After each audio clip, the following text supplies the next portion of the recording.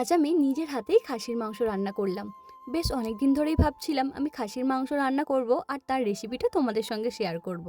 এই শীতের দুপুরে কিন্তু খাসির মাংস দিয়ে ভাত খেতে দারুণ লাগে। প্রথমেই আমি মাংসটা ভালো করে ধুয়ে নিয়েছিলাম আর চর্বি আর মাংসটা আলাদা করে রেখেছিলাম। তারপরে কড়াইতে তেল গরম করে লঙ্কা আর পেঁয়াজগুলো ভেজে নিয়েছিলাম। আর তারপরেই দিয়ে দিয়েছিলাম আদা রসুনের পেস্টটা। তারপরে পরিমাণ মতো গুঁড়ো মশলা, হলুদ, লঙ্কা, জিরে গুঁড়ো পরিমাণ মতো সব কিছু দিয়ে আমি কিন্তু ভালো করে মশলাটা কষিয়ে নিয়েছিলাম।